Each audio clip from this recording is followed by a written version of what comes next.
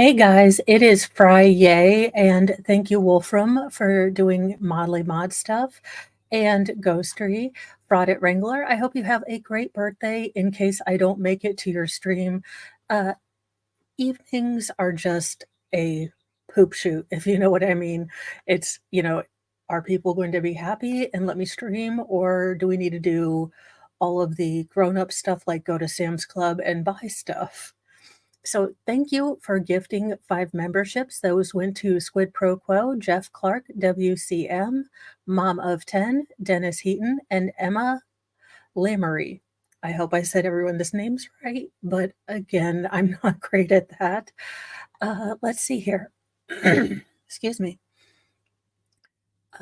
Good morning, reindeer, and Tammy, and thank you. It is raining now, so the front is in, and I can deal with sort of rainy day pain, but when the fronts are slow moving, I have never had a body part that told the weather. And I really, if I was going to get my X-Men power, I wanted to be able to eat all the candy and get abs.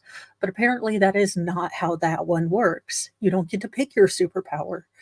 Farrell, good morning. It is great to see you. Hey, Joe and Slinky, all the best to everyone. And it is Friday. I hope we are living our best lives. It is the 17th, but one person is not having the best time. Oh, I'm so glad you're safe. The weather here has been all the crazy. Apparently, pro golfer Scotty Scheffler was seen in handcuffs in a new video of detainment. I mean, did he try to say he had a hole in one, but he didn't? I mean, Scotty Scheffler was escorted to the back of a police car by 2 officers after being detained and handcuffed by local authorities outside of Valhalla Golf Club in Louisville, Kentucky. Now, there is some conjecture here as to how you are supposed to say Louisville. You can either say Louisville, or Louisville. Now, ask a person and ask a person and they'll tell you 12 different things. So I just say Louisville. I don't know. Ahead of the second round of the PGA Championship over a traffic flow misunderstanding, as seen in the footage of the incident posted by ESPN's Jeff Darlington on X. Quote, here's the thing. Right now he's going to jail and ain't nothing you can do about it, period. There is nothing you can do about it, an officer wearing a neon yellow traffic jacket told Darlington, who was filming the ordeal. I don't understand. So they arrested him for parking wrong? Scheffler, the world's top golfer, was detained by police around 5:45 a.m. while trying to get into the golf course amid a separate unrelated incident involving an accident and fatality. And my heart goes out to the family that lost someone in a car wreck. Terrible. And welcome, Shizzy Raiders. I hope you are having a wonderful Friday. So I don't think he was involved in the accident, but we will continue reading the article. Quote, when he didn't stop, the police officer attached himself to the vehicle. Scheffler then traveled another 10 yards before stopping the car. Darlington said on Friday morning, reporting to Sports Center. The police officer then grabbed his arm and attempted to pull him out of the car before Scheffler eventually opened the door, at which point the police officer then pulled Scheffler out of the vehicle, pushed him against the car, and immediately placed him in handcuffs. This doesn't sound too out of the ordinary for me. When you have a vehicle, I think we have all learned from Daryl Brooks and a couple other people that can actually be a fairly large weapon. So I can understand why continuing to drive with like an officer hanging on your, car roof or your front car panel. I can't remember not the trunk, the engine area. I'm a carologist. Welcome, Welsh Lady Reads. But I can see why the cops would consider that at least resisting arrest and not obeying orders of a lawful, court executive or what have Hood, thank you. I knew there was a word for it, and I love chat because whenever I don't remember a word or have something weird in my brain, you guys are like, "I know what that is." And welcome, Jessica Krugler. I hope I said that right. And welcome, I have questions about everything. So I do understand why they would arrest him. He was detained in the police or Scheffler then was walked over to the police car, placed back in handcuffs, very stunned about what was happening, and he looked toward me as he was in those handcuffs and said, "Please help me." He clearly did not know what was happening in the situation. It moved very quickly, very rapidly, very aggressively. Quote, "He was detained in that police vehicle for approximately 20 minutes. The officers at that point did not understand that Scotty Scheffler was a golfer in a tournament, nor, of course, that he's the number one player in the world. PGA Play at PGA Championship has been delayed and will resume at 8:35 a.m. Eastern Time, according to ESPN's Michael Collins. So, if you want to watch golf, we might have a fill-in golf lead, and I'm kind of okay with it in the year 2024. Welcome, Captain Kern. I hope you are having a good day. Uh, and then our next story is about this whole Microsoft person. This woman seems all the crazy. You divorced a man, you've got a new man, he has a new wife. Why the hell are you wasting energy on, this guy that you're not married to anymore instead of investing in your own life? It's all the dumb. And I guess I'm going to have to do a life insurance jiggle because I'm sure that was the point. Slain Microsoft exec's ex-wife wished good luck to the hitman she allegedly paid to carry out the murder, witnesses allege. What an absolute idiot. You are not only stealing from your children, a father, but you have stolen a mother because you are going to all the prison, I am sure. I mean, allegedly. Shanna Gardner, the ex-wife of slain Microsoft manager Jared Bryggen, wrote, quote, "Good luck" on a check written to the hitman she allegedly hired. For the absolute love of all that is holy. Ma'am, you saw the Juicy Smollett story. I'm sure you did. He's a French actor, asked Dave Chappelle. But why the F are you writing checks to a hitman? I I can't help y'all. Stupid is not, contagious. Maybe, question mark. Just what an absolute ridiculous ding dong. Chris Rowland, welcome. Don't we all just put our crimes on, the memo part of our check? And if you are a young person watching this video, I hope you have asked your parents. This is not for kids, but a check is a thing we used to do where we would write it and they would take money out of it. It was paper. It's weird. We had to use cursive. I'll explain it to you later.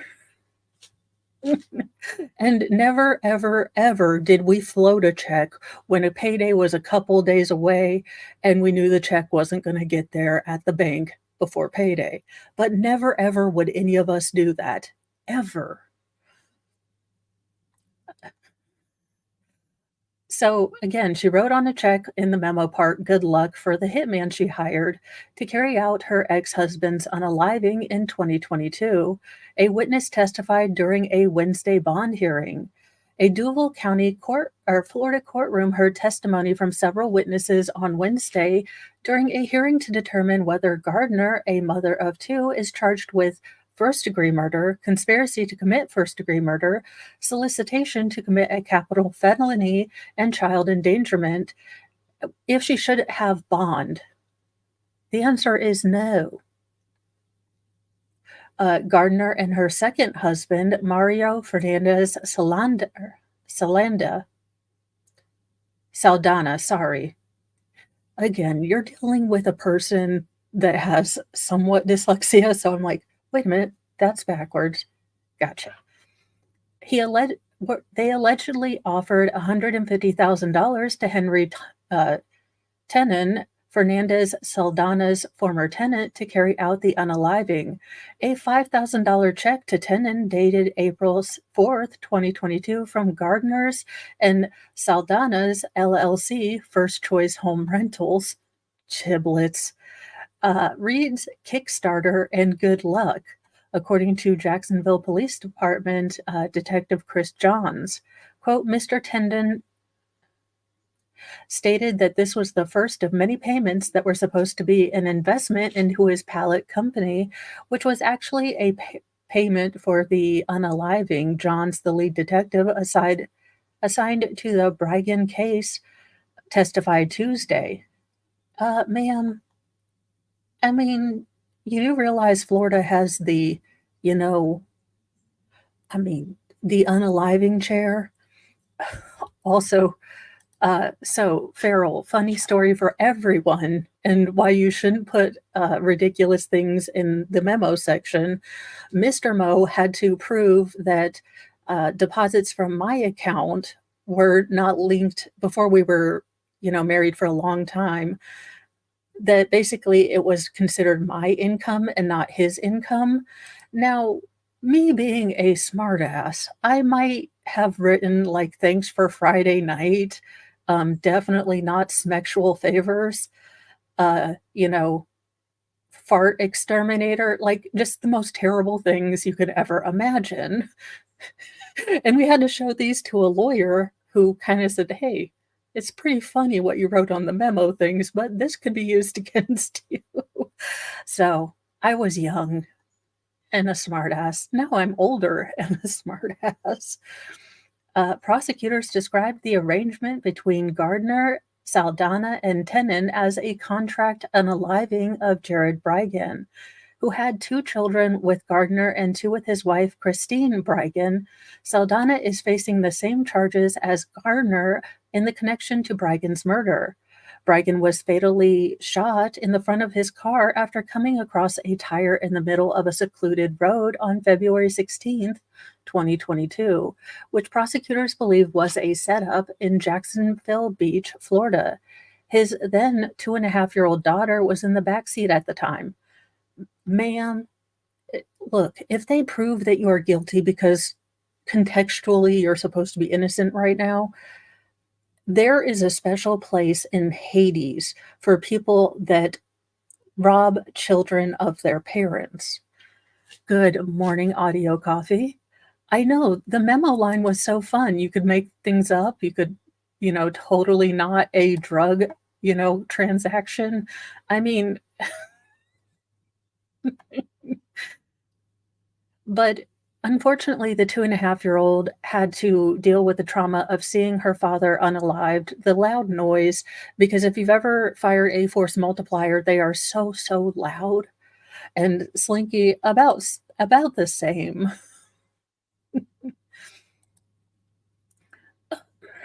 Excuse me. When traffic eventually piled up behind Brygham's vehicle after he was shot, Good Samaritans went up to his vehicle and were able to remove the toddler from his vehicle and put her in a different vehicle, giving her a blanket, John says. The 2-year-old later described hearing a boom boom, and her daddy was sick after the shooting, detectives testified. Again, special layer of Hades for people that do this to children, who rob them in front of their faces of a loving parent because you are mad that he's your ex-partner or whatever. Oh, Deborah, I would get all of them. Hey, you know what? That is a good elder son.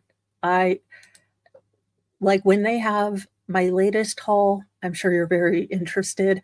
I got a bunch of bacon and sausage, and it was marked down to like $1.30. So I might have bought all of them because, oh, awesome sauce. That is great. When I find something that I know people will use or can be a component in a lot of meals, I will go ahead and just buy it there because I know that we have the space in a freezer.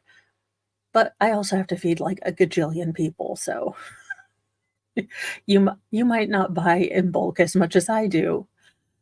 Johns questioned Gardner twice after the shooting and asked her if she had any theories regarding what could have happened to her ex-husband. Gardner allegedly suggested it might have been a not street legal pharmaceutical deal gone wrong or gang initiations. Telling people she thought Sanctuary Boulevard, where Brigan was shot, was where people went to buy all the bad things in Jacksonville. Welcome, Erin Olivia. Awesome. You could feel the force of me. Well, I was trying to figure out how to work my new safe that I didn't really order, so there may have been a lot of curse words. Uh, let's see here. I've never heard of that. So the detective is like, this is not where people go to buy the rugs, if you will. The detective also described Gardner's and Saldana's alleged efforts to unalive Brigan as a multi-year process of coming up with scenarios and plans for Saldana to unalive Brigan. Saldana allegedly got within arm's reach of Brigan multiple times, but failed to carry out the unaliving, calling those instances, quote, missed opportunities. You absolute boil on the butt of humanity that needs to be lanced. The couple's alleged plans to unalive Brigan apparently came when Gardner, quote, would be upset about some type of custody issue, end quote. Again, love your children more than you hate your ex. I wish people could do this. Look, you are not together, things broke down, but love your kids enough to not, demonize the other person and act like actual adults. And look, I have struggled with this. I had my head up my own behind for a year. But then I realized that I had to love my kid more than I didn't like, her father. So, I mean, again, you can reform, you can change this, you can start loving your kid more than, you dislike your ex. So these would all arise around times of custody issues with, Gardner and Brigan, their two children that they shared.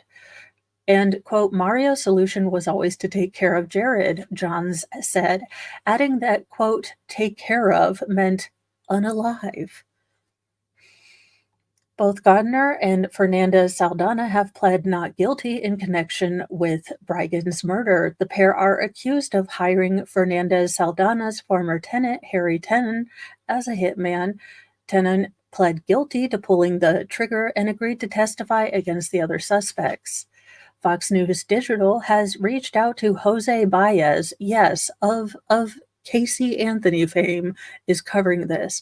I hope this trial comes very soon because I am so I need cases with utter douchey people where douchey people get their comeuppance.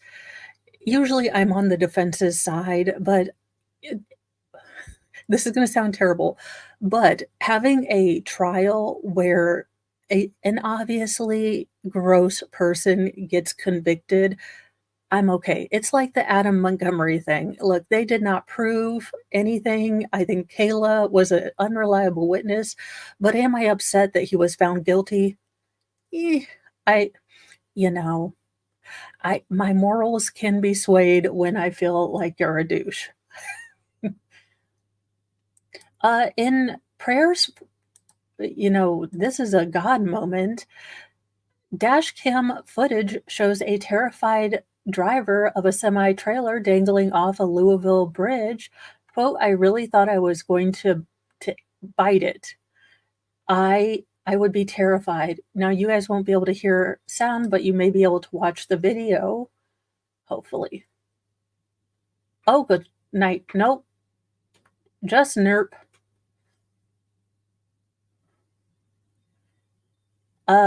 No.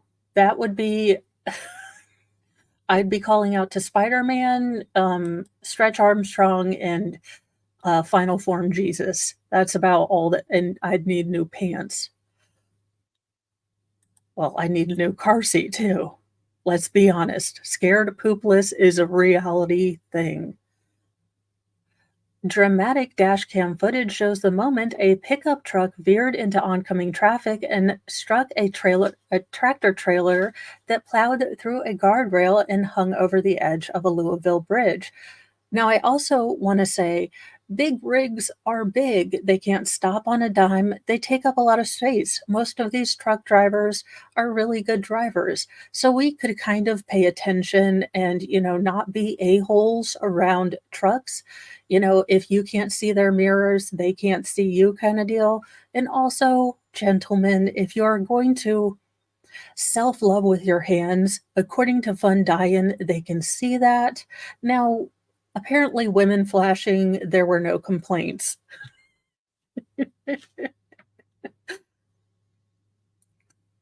The pickup driver, 33-year-old Trevor Branham, avoided rear ending a stalled out vehicle in his lane when he quickly swerved, but ended up slamming into the front bumper of a Psycho semi truck on Clark Memorial Bridge on March 1st. A video obtained by WHAS shows. Footage from inside the semi truck shows 26-year-old driver Sidney Thomas furiously trying to get a handle on the wheel and avoid other cars on the roadway.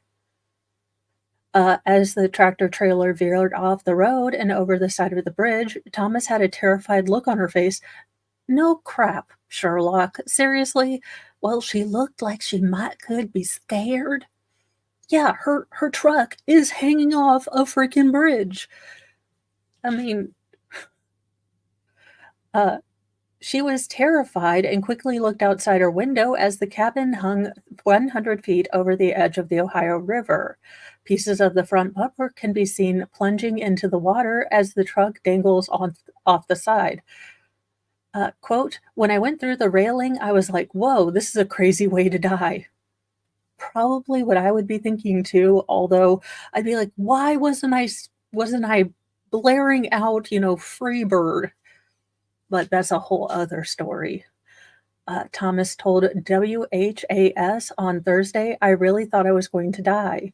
Quote, sometimes you pray, and I'm guilty of this, and I pray, and I don't think God is listening, a choked up Thomas said, but he was that day. Oh, she seems so sweet and kind, and I'm so glad that she survived, and, she's right. She is right, and sometimes, you get told no by God, and it's kind of it kind of irritates you a little bit, but he's saying no to certain things because he has something you haven't even thought of that he's going to say yes to. Or at least that's how I interpret things. But, I am not a theologicologist. So take all religious thoughts with 12 grains of salt and a couple packets of the ramen noodle seasoning. New dashcam video was shown in court on Wednesday during a hearing for Barnum, who is now facing multiple charges from the incident, including driving with a suspended license, wanton endangerment, WHAS has reported. While most of the truck was hanging from the side of the road, rescuers rappelled down to pull Thomas to safety. The rescue took about 40 minutes.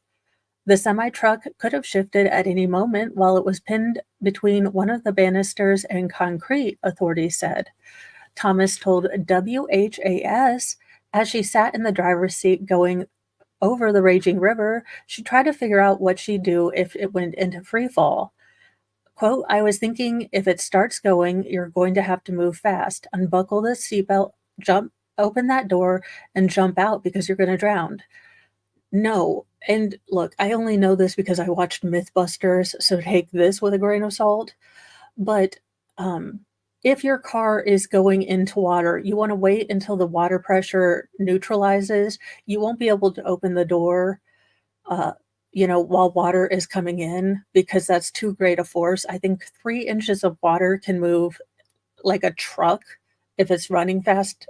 So also, did you know your head rest, if you take that out, it's got sharp, pointy ends.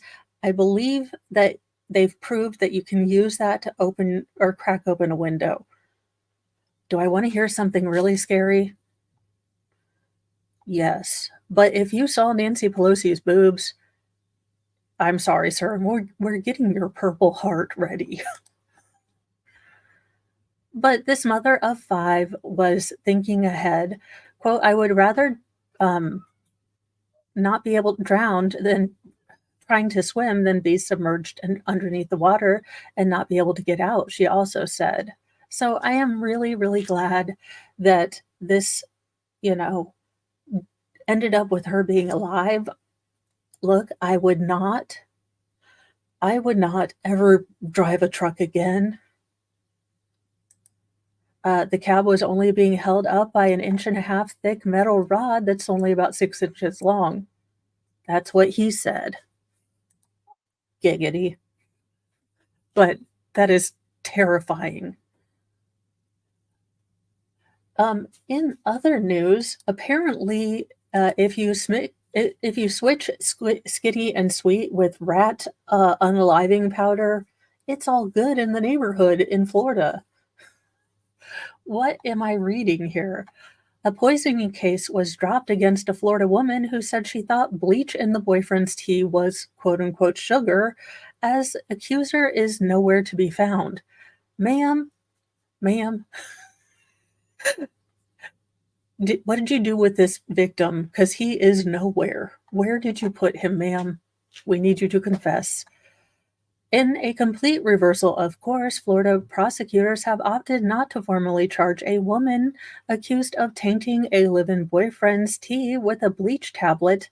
Now, here's the thing. I have those bleach tablets because during the illness we're not going to talk about, Lysol was off the shelves. So I learned on YouTube that in the laundry section, they have these little pellets that are bleach that you can either put in a bottle or, clean your wash machine tub out or, put in a toilet and use bleach to clean that out. But it definitely, those definitely exist and you can smell the bleach. So I am calling BS. I am calling BS. Uh, Now the bleach tablets came from under the sink, and I don't know why you would put sugar under the sink, but okay. As her accuser has vanished, a no action memo obtained by Law and Crime shows. The now dropped case against Yvette Diaz initially captured attention in no small part because the Miami-Dade Police Department said she claimed she thought it was sugar. But prosecutors in Miami-Dade State Attorney's Office revealed Thursday that the case had serious issues up to and including that Diaz's accuser, Lee Bonner, has vanished. Quote, the day after the incident, neighbors told the lead detective that the victim had requested to early terminate his lease and go for a ride to a bus station. The neighbor confirmed that he, in fact, dropped the victim at the bus stop and he doesn't know where he went, the memo explained. The state attempted to contact the victim by telephone multiple times, left messages, and ran an accurate uh, and attempted to call all the numbers generated. Prosecutors said cops checked to see if Bonner was staying in a homeless shelter in Broward County, but the shelter, quote, no longer existed. The state concluded the case could not be proven in the court beyond a reasonable doubt in the absence of Bonner's testimony, since there was no forensic evidence that corroborated the victim's story that bleach was put in his drink. The victim poured the drink down the sink, therefore, any evidence of its contents were lost, a memo said.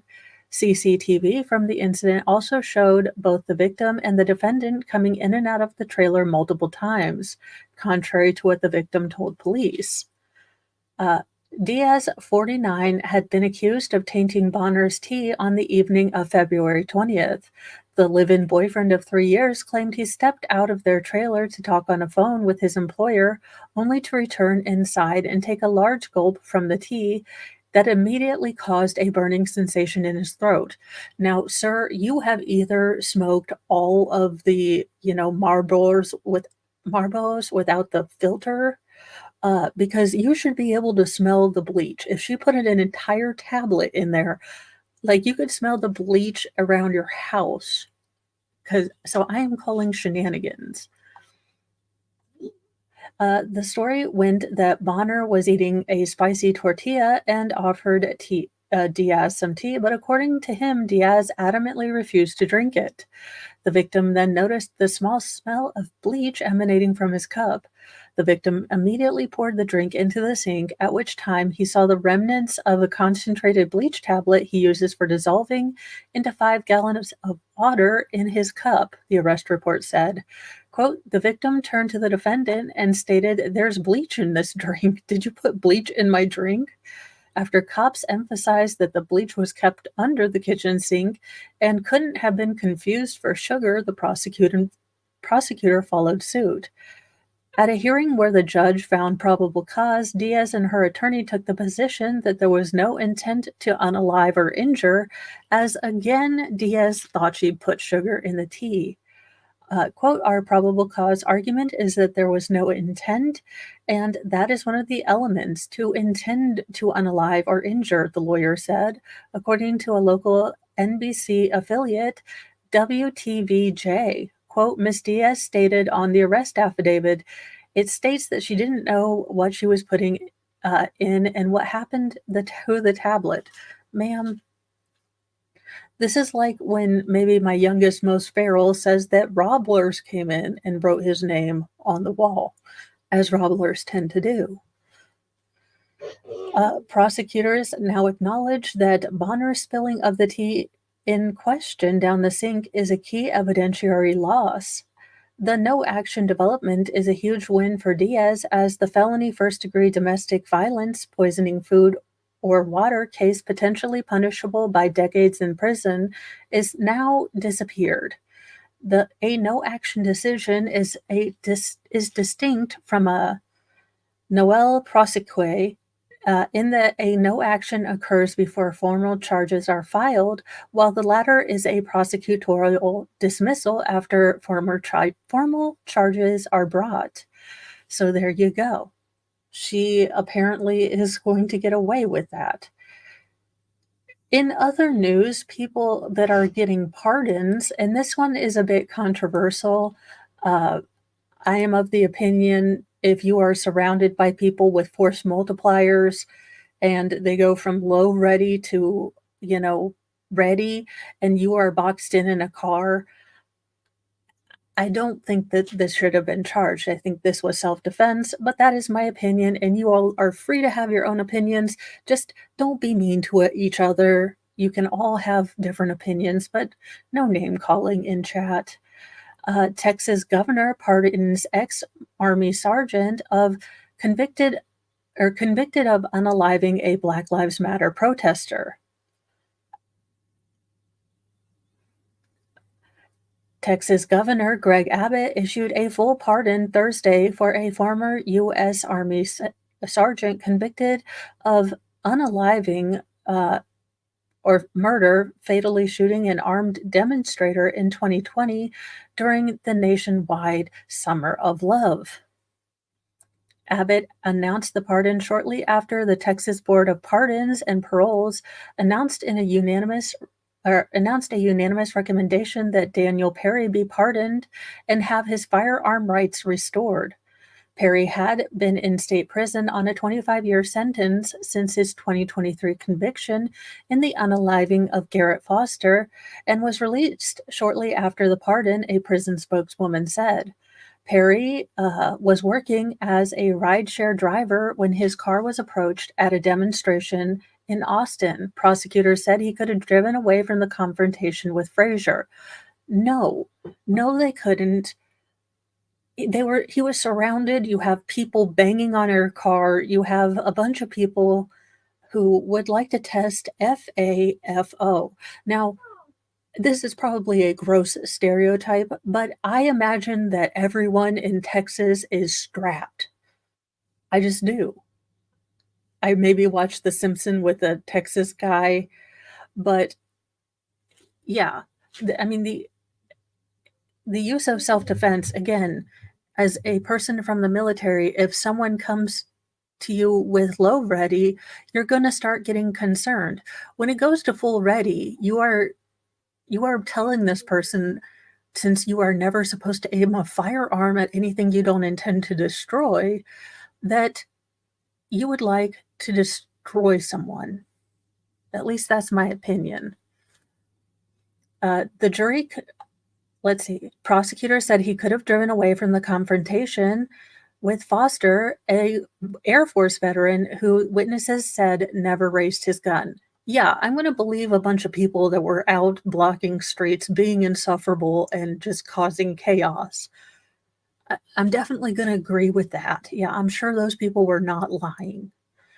A jury convicted Perry of murder, but Abbott called it a case of self-defense. Quote, Texas has one of the strongest stand-your-ground laws of self-defense that cannot be nullified by a jury or a progressive district attorney, Abbott said. A Republican in his third term, Abbott has typically issued pardons only for minor offenses, and he notably avoided a posthumous pardon recommended for George Floyd for a 2004 drug arrest in Houston. Okay, sure, all right. It was Floyd that kicked off the 2020, Summer of Love. Abbott ordered the board to review Perry's case shortly after the trial and said he would sign a pardon if it was recommended. Under Texas state law, the governor cannot issue a pardon without a recommendation from the board, which the governor appoints. Travis County District Attorney Jose Garza blasted the pardon as a, quote, mockery of our legal system. Quote, the board and the governor have put their politics over justice, Garza said. They should be ashamed of themselves. Their actions are contrary to the law and demonstrate that there are two classes of people in this state where some lives matter and some don't. No, this is ridiculous. Everyone who saw that video, who has seen these things happen, we saw during the LA riots where a trucker was pulled on almost live television from just people watching, pulled from his truck and unalived. When a mob surrounds your vehicle, bad things are going to happen, can happen, and you're going to be on high alert. And especially if you're trained, you are going to, have a bead on every force multiplier that is pointed at you. Abbott's demand for a review of Perry's case followed pressure from former Fox News star Tucker Carlson, who on national television had urged the governor to intervene after the sergeant was convicted at trial in April 2023. Perry was sentenced after prosecutors used his social media history and text messages to portray him as all the ist and phobic that may commit violence again. The sergeant's defense attorney argued that Foster did raise the rifle and that Perry had no choice but to shoot. Perry did not take the witness stand, and juries deliberated for 2 days before finding him guilty. Perry acted in self-defense when confronted by an angry crowd and a person with a rifle, Perry's attorney, Clinton Broden, said after the pardon. Quote, the events of this case have always been tragic, and, unfortunately, Garrett Foster lost his life, Broden said. Mr. Perry and his family thank the Board of Pardons and Parole for its careful review of the case and are grateful that the state of Texas has strong laws to allow citizens to protect themselves. Foster's girlfriend, Whitney Mitchell, was with Foster when he was unalived. She called the pardon an act of lawlessness. Were you okay, ma'am? I understand you have been through a trauma. You saw the love of your life pass away in front of you. But for the love of all that is holy, did you guys get a permit to block the roads? Did you guys, tell the government that you were going to be, I don't know, walking through and disrupting traffic? It's just ridiculous. Quote, this is her opinion. With this pardon, the governor has desecrated the life of a murdered Texan and an Air Force veteran and impugned that jury's just verdict. He has declared that Texans who hold political views that are different from his and different from those in power can be unalived in this state with impunity. Ma'am, I want to go against the thought that y- your particular views are the current zeitgeist that are trying to be pushed by mainstream media, corporations, TikTok, every single, university professor. Y- you are the main culture. It the counterculture, honestly, is to stay home, have, a husband or a wife, and have children. I mean, that's about the punk rockest thing you can do right now because every single company blacked out their little, Twitter logo. We're coming to June, the month of crazy, where every single corporation and news thing will, show everything. So spare me with you are a minority in political thoughts. The shooting set off a fierce debate in 2020 amid the demonstrations that were sparked by the Summer of Love, and Perry's conviction 3 years later prompted outrage from prominent conservatives. Read people who believe in self defense. Before sentencing in the case, Carlson aired a broadcast calling the what happened an act of self-defense and criticizing Abbott's for not coming on his show. The next day, Abbott said he believed Perry should not be punished and told Texas parole board to expedite a review of the conviction. After the verdict, but before Perry was sentenced, the court unsealed dozens of pages of text messages and social media posts that showed he had a hostile view towards Black Lives Matter's protest, just like everyone who doesn't want their city destroyed.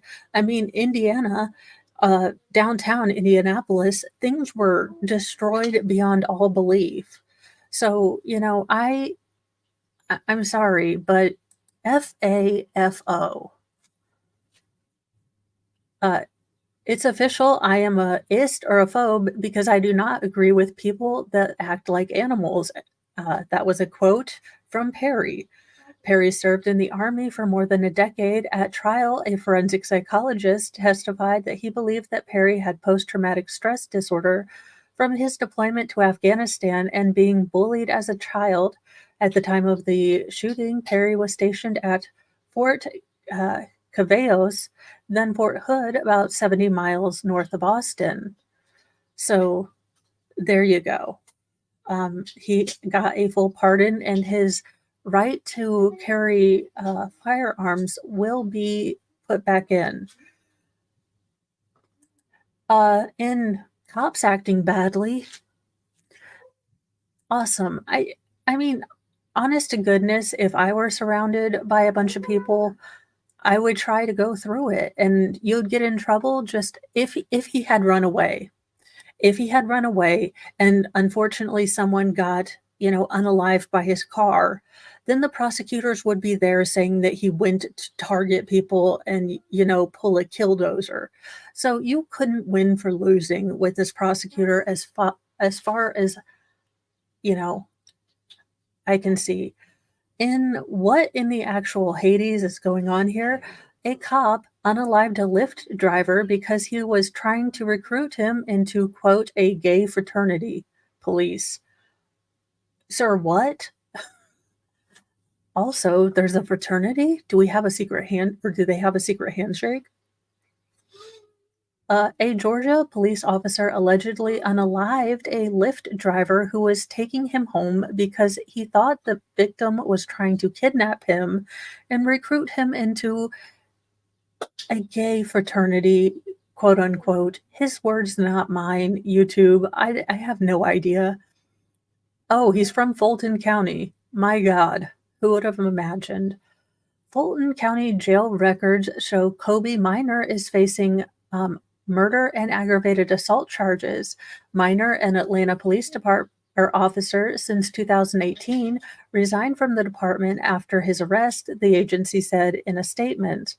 WSB TV obtained the arrest affidavit that said Minor was at a fellow cop's house and hailed a Lyft ride shortly after midnight on Wednesday. Minor hopped in the back seat of driver Reginald Folk's car and they started driving down State Road 14. The now ex-cop said that folks began speaking on the phone through the car's Bluetooth radio in a foreign language when Miner thought he heard another voice, the affidavit reportedly said. Miner asked to be let out of the car, but folks allegedly kept driving. When he tried to open the door, it would not open. After folks reached into the back seat, Miner allegedly fired his weapon 3 times, hitting the driver in the head. Miner broke a window and got out of the car, the affidavit reported. A witness said Miner waved her down for help and told her he believed his driver was trying to kidnap him because he was in a fraternity of men who like men and was trying to recruit him, allegedly. I mean, how are you going to confirm this? Local Fox affiliate WAGA reported Miner surrendered to the Union City officers when they arrived. Medical personnel pronounced Folks, 35, dead on the scene. Miner was already on leave following a December 2023 arrest for reportedly crashing his car with 20 unprescribed Xanax pills in his bag. APD said it had been in possession of his agency force multiplier since then. Folks' mother, Marshall Folks, told NBC affiliate WXIA that her son moved to Atlanta about 12 years ago and had recently taken up professional wrestling. She said her family is heartbroken. Quote, I am very proud of the man he became. Everywhere I went, people met him and enjoyed him. He always ran into people that he knew, she said. He was a very friendly guy, very social. Reggie was pretty much the life of the party. Lyft also released a statement about the incident. Quote, our hearts are with Mr. Folk's loved ones as they confront this unspeakable tragedy, and we have reached out to offer our support during this difficult time. We stand ready to assist law enforcement with any investigation and have permanently banned the rider's account from the Lyft community. I mean, yeah, I'm hoping he's not getting Uber Eats from prison like the last dude that tried.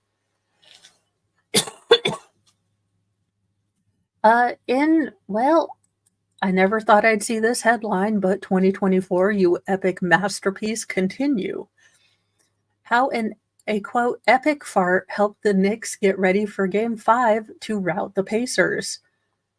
It's a sports ball story, but they got me on epic fart. Teams find lots of ways to motivate themselves for big games. A fart, though, might just be the first for any professional sports team, but for the Knicks, it might have just been the secret to their success in their Game 5 win on Tuesday night. Do I want to know? Yes, let's continue. The Athletic's Fred Katz revealed on, quote, Knicks Film School podcast on Thursday that an epic fart helped loosen up the Knicks locker room ahead of a blowout win that put them on the cusp of clinching the second-round series. While the exact player who let out the crucial toot was not revealed, Katz appeared on the Dan Lee Bardard show with Stugotz. I don't know any of these people. And provided more details on the event.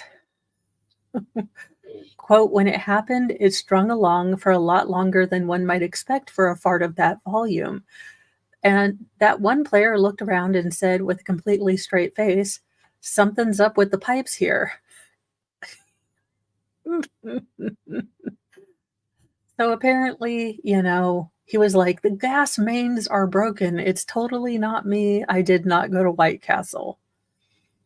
Katz told Le Batard he revealed that the fart had plenty of noise but didn't have any odor to it. I call BS on that. Calling it loud but proud. It was purely audio. As a matter of fact, when it happened, it strung along for a lot longer than one might expect for a fart of that volume in that context. I'm glad we have a scientific method by which to classify farts. Silent but deadly and loud and proud. Government, I need $20,000 to study climate effects of loud and proud and silent but deadly farts. So if you would just send me money, that would be awesome. Quote, "It actually didn't get a reaction audibly at all. It got pure silence and a look over at that one player, and he looked around to see." So they were just all laughing and, you know, the new details pushed, or suggest that it wasn't so much the fart, but it was the joke which led to an easing of tension in the Knicks room after 2 straight losses in Indiana. Whatever the case, the Knicks completely turned things around from Game 4 loss in Indiana and took a 30-point victory behind a 44-point effort from Jalen Bronson. Game 6 will take place on Friday night at Gainbridge Fieldhouse in Indiana. I'm like, I don't sports. And, I didn't think I realized that we are living in the second Carter administration, but I didn't expect to have a rerun on this particular, genre of crime. But we do. Meet the new Lorena Bobbitt. Right here, there she is.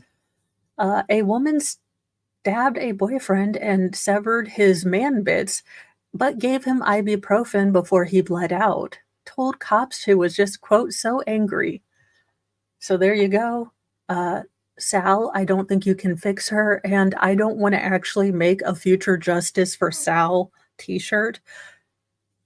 Well, a real current Justice for Sal t-shirt. I need it to all be future and joke justice for Sal. A 32-year-old pregnant woman in Colorado is accused of unaliving her boyfriend, stabbing him, and cutting off his man bits following an argument over whether or not he was the father of her future child. Do not mess with pregnant women. Shenting Go was taken into custody on Tuesday and charged with 1 count of second-degree unaliving while in the heat of passion and 1 count of domestic violence, authorities announced. Welcome, Fraudit. Yeah, I mean, look, y'all, I didn't expect to be in history rhyming in this story. According to a news release from the Grand Junction Police Department, officers at about 8:50 p.m. on May 14th responded to a call regarding an unresponsive male at the Woodspring Suites on Market Street. The hotel is about 240 miles west of Denver. Upon arriving at the scene, first responders said they did locate a male victim who was suffering from apparent knife wounds. The victim, whose name has not been released by authorities, was pronounced dead on the scene. Quote, through the investigation, a suspect was identified and arrested. Shenting Gao, a 32-year-old female, was remanded to the Mesa County Detention Facility and charged with murder in the second degree, police said in the release. Quote, the Mesa County Coroner's Office will be responsible for releasing the identity of the deceased after appropriate notifications have been made. Police declined to provide any additional information on the unaliving, but a probable cause affidavit obtained by the Daily Sentinel revealed disturbing details about what allegedly took place. According to the report, officers on the scene interviewed Gao, who told them that she and the victim had been in a romantic relationship. After learning she was pregnant, she said that she and the victim got into an argument as to whether or not he was the father of the child. As the argument continued, Gao allegedly admitted to stabbing the victim in the leg. Quote, she said she was not trying to unalive him, but admitted to stabbing him because she was so angry. This is food for thought and for your knowledge. While the leg and upper thigh may seem like a harmless place to, get stabulated, it is actually the home of your femoral artery. And if that is nicked, you may not, you will not make it. You will lose all, the blood. So just a helpful little reminder, the leg is not a good place to try to get shot or stabbed. But she did agree that she stabbed him in the leg. In a particularly grisly detail, Gal reportedly said that in addition to stabbing the victim in the leg, she also cut off his cut off his lady bits. After the violent attack, Gal reportedly said she left the hotel and went by a city market, claiming that he did not seem to be in any pain. No, because he was unalive because he lost all the blood from his body. Uh, so there she bought supplies including rubbing alcohol, antibiotics, and beer. Well, I mean, if you don't have whiskey. However, Gal conceded that she forgot to buy any bandages for the victim's injury. Later that day, the victim told Gal that he felt cold and he thought he might pass away. Police wrote, instead of calling 911, Gal reportedly gave him greens, ibuprofen, and water. A short time later, she reported to the police that he was unalive. Well, lady bits, man bits. Uh, Gao is currently being held in the Mesa County Detention Facility in lieu of $1 million cash bond. Jail records show she is scheduled to appear in court on May 22nd. You know, I don't get it. In our final story, if you would like to be up on the latest fashion in New York, you're going to have to get a tube top. Apparently, these are the new hottest things. Look,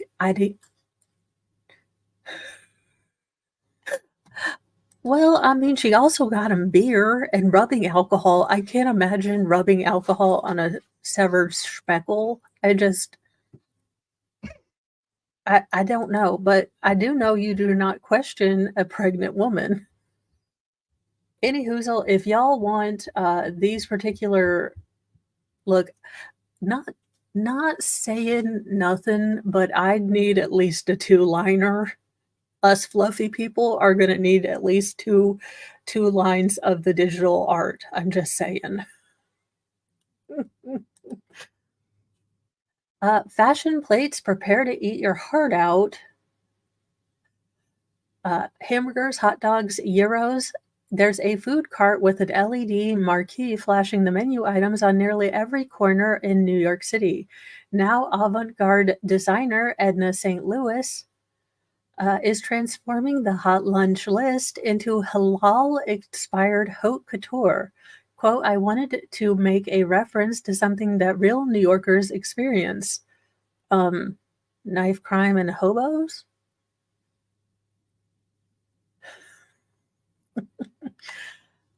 Let's see. St. Louis 26 told the Post of her $295 halal cart Banadu top. Well, I'm going to need at least, okay, $200 so you can look like a walking advertisement. I would totally make it say all the ridiculous things. Uh, a lot of people like the freedom of self-expression that New York City provides, she continues, and wearing something as out there as a halal cart top is kind of like the ultimate expression of that freedom. Reminiscent of the LED belt buckles that millennials rocked in the early aughts, 2000s trendsetters often program the scrolling accessory to flash their names or the names of their neighborhoods, like St. Louis Flippery is a fashion feast for the eyes. The Gen Z-based Midtown Garment District is first introduced the illuminated number to online fans during New York Fashion Week in February. Her eye-catching creation debuted as a lucent wear began taking off like wildfire. Beyonce famously sported a coat that, when she exposed it to UV light, slowly moved down her body. Oh, exposed to a UV light, I don't get it. And beamed kaleidoscope of colors from stages in her recent Renaissance World Tour. Meanwhile, the Couture Institute's Spring of 2024 exhibit at the Metropolitan Museum of Art features a number of vintage togs that were given new life through specialized light features. I mean, at least everyone wouldn't ask me what's for dinner because I'd be like meatloaf or leftovers or make yourself a damn bowl of cereal. I mean, I could also give people warnings like in a pissed off mood Every nerve is on fire, don't test my last one. I'm kind of seeing where this would be a great thing. St. Louis Radiant Regalia features a scrolling wraparound LED display promoting good eats such as lamb, kebab, rice, and muffin. The wearable cart art is available from size ranging from extra small to double extra large and comes with a corset-like compression fit across the chest and boasts an adjustable Velcro closure. All I am thinking is that someone somewhere is gonna have an epic, Janet Jackson-like experience, and it won't be me because 'cause I'm not paying $400 for a double extra large, tube top. The flexible LED panel is splash-proof and easy to wipe with a dry cloth, but the ultra-modern top can neither be washed nor dry cleaned. It's lined with leather. Okay, so you are gonna have leather boob sweat capture. When you take off that halter top, you need to get straight into the freaking shower. However, folks donning the digitalized design can control its charge. They are not able to ditch the dishes on a screen. Oh, so you can't change it to say whatever the hell you want? I'm not buying that. The words can't be changed after the purchase since it would defeat the point of being a halal cart top, said St. Louis, adding she's always been mesmerized by moving signs. You're an indoor cat, ma'am. It can't hurt that it features beloved NYC food. Her cutesy craft is being hailed as as iconic by over 500,000 clothes horses online.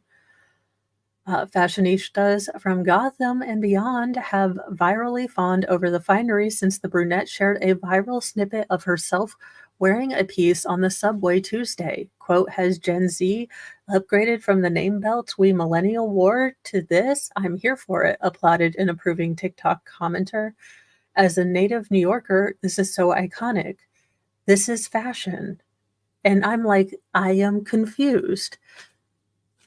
I mean, I would think that I don't think that would burn the boobs, but imagine it is a hot day in NYC and you have those puppies in a leather, basically, bra. Look, the boob sweat that would be unleashed would be unbearable, and I cannot imagine how it would be comfortable. This is ridiculous.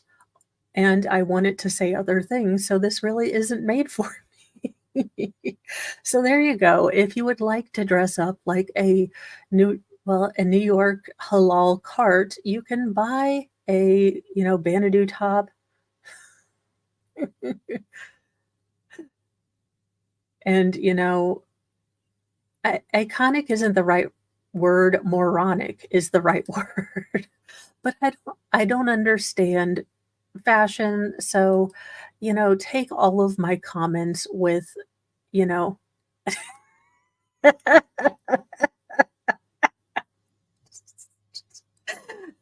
Alright, Fondian, you win, today, the greatest comment ever, and I will be packaging up all of the internet and sending it to your house. I wouldn't open the boxes marked dark web, but, it's up to you. Take 6 to 8 weeks to deliver and cash on delivery. Anyhoozle, have a wonderful day, everyone. I am sending you guys over to Baker. I will be there in a little bit. I am rotating laundry, and then we are going to continue watching the Karen Reed case, and hopefully we finally get to Officer O'Keefe because, I'm just saying I don't understand why we haven't yet.